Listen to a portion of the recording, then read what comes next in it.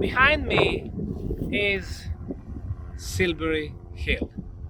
This is the most monumental structure from the ancient times on the English territory. Archaeologists and historians claim that it belongs to the Neolithic age. They're saying about 4,500 years in age. And it was built in several phases. Well, we don't know that. We are guessing it. In order to build such a huge structure, a lot of sarsen, blocks, chalk, clay, and soil was supposed to be used. Now, the height is about 40 meters, and it makes Silbury Hill the largest tumulus on the planet, officially. However, the real size is even bigger than that. We probably go under the ground 10, 20, maybe even 25 meters. The diameter is about close to 150 meters. So, this is the place where hundreds of thousands of tons of material were used. Why would somebody in the Neolithic times, Neolithic means stone age, why would somebody go through such an effort to build this? It does not make sense, even for ceremonial, religious, or any other purposes. And indeed, archaeologists, historians, the cultural establishment, not only here in the United Kingdom, but worldwide, is at odds. They don't have the answers. Major archaeological questions are still unanswered. Who, when, how, and why? The idea that primitive Neolithic man was capable of such social organization to build this is not making much sense. And this is just part of the complex, with a huge ditch, walls, and who knows how many more structures. And of course, nearby, West Canterbury and Avebury, stone circles, and many more structures. It was an original, very complex design.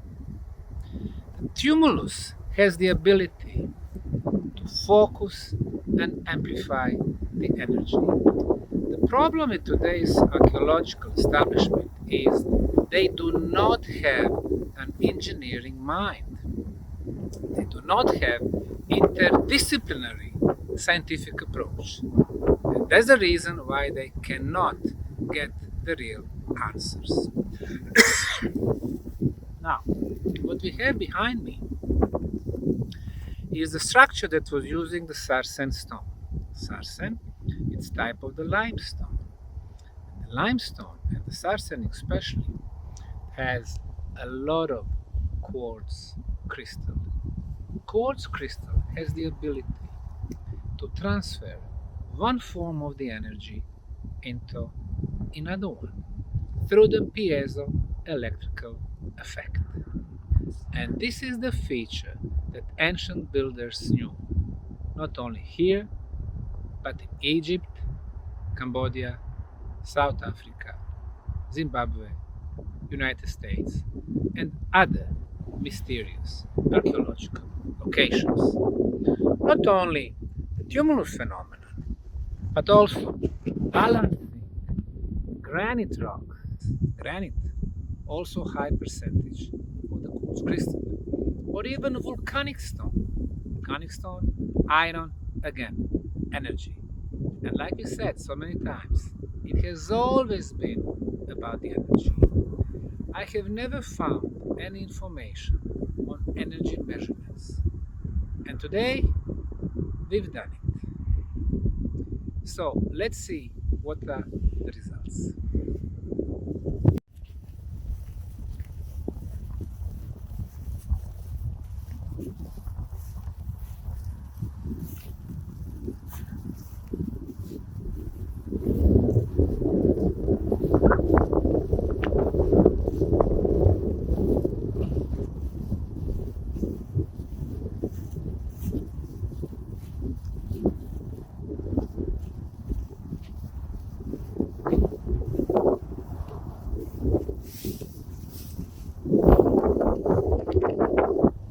So we start with the negative ionizations.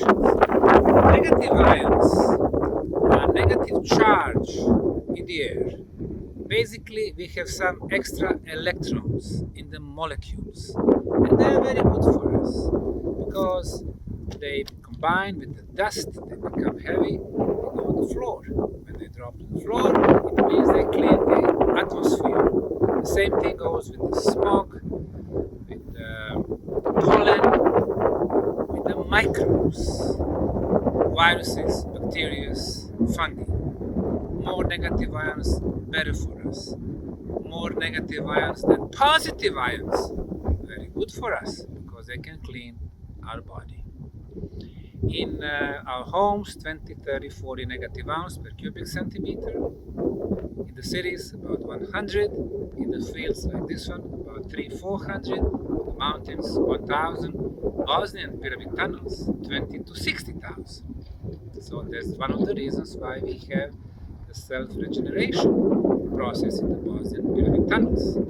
Back to Silbury Hill, where we are here today. Very exciting time for me. Now, when it comes to negative ions, no sensational values. 400 per cubic centimeter. It's something that I would expect. But positive ions, no bueno for our body. Only 200, meaning we have some extra negative ions here, which is good for the body and for the atmosphere. The next thing, nuclear radiation, 0.00005 ppm, meaning no radioactivity. If there is some natural radioactivity, it attacks our body cells, and our body cells see them as the enemy. They try to protect our body. Here, we are free of that. No electromagnetic smoke. Without the EM smoke, it means it's ideal atmosphere to be around. The next thing, magnetic field. Minimum 49, maximum 51 in micro Tesla. These are good values. The average is about 50. The scale from 20 to 70, it's normal, so 50, it's almost in the middle of the scale. If you go to do your CT in the hospital, it's 3, 4, 500 in protected room, and around the machine is about 2 or 3,000. It's excellent recipe to kill you. Ultrasound and infrasound. In both cases, very busy. Very busy meaning something is going around underneath. But the interesting thing is the moisture which we measured about 5 kilometers from here. It was about 51. Here it's only 40%. How is it possible? I'm not quite sure. But the main reason why I think my visit is very, very exciting here today is when we apply the experimental life energy meter. This is the blue device right here. When we done measurement on some other sites, especially burrows, the values were about 30 or 35, which were higher than what you would expect from the natural ambient. The natural ambient usually about 20 on a scale from 0 to 100. And here we have 55. 55. Alive humans, they are in the range from 50 to 100. So 50, we are talking about the living organism. And Silbury Hill is 55. So it's extremely healthy place because it raises your energy level, your life vitality. At 55, it is like we are in the presence of the living body. And this is the major conclusion that I got today visiting this impressive site, which took, if the humans built it, millions of working hours. And it was not done by the primitive society for some unknown purposes. There was a very specific purpose, and besides that, besides the energy amplification, I would say the place has a major role when it comes to the astronomy, calendar, spirituality, and some other aspects.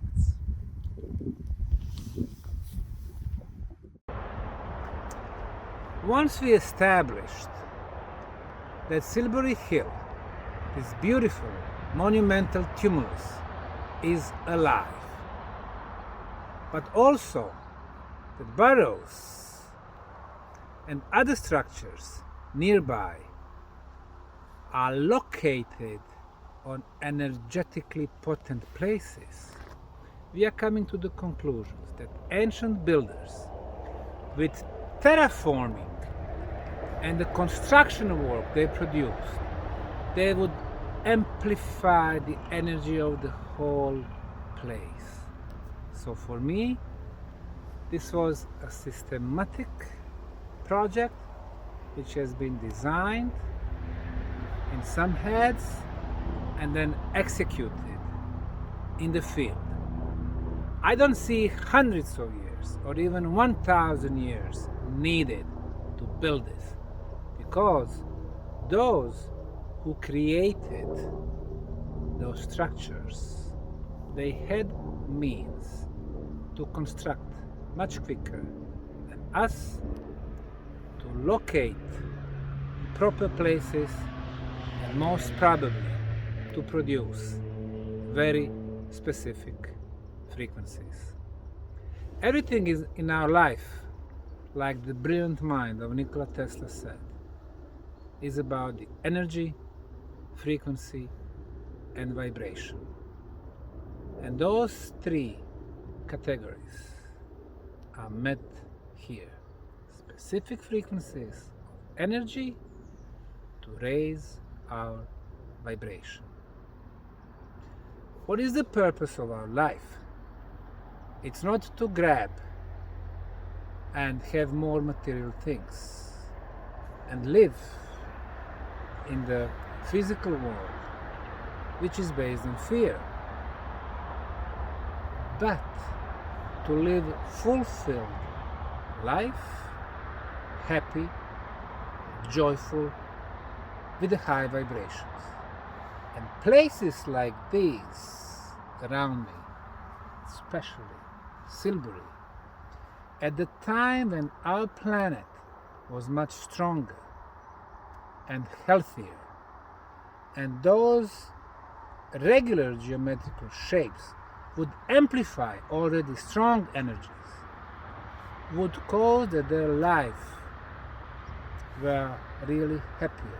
They could see more, they could hear more, they could combine physical with spiritual senses. and they could reach more knowledge and live happier lives.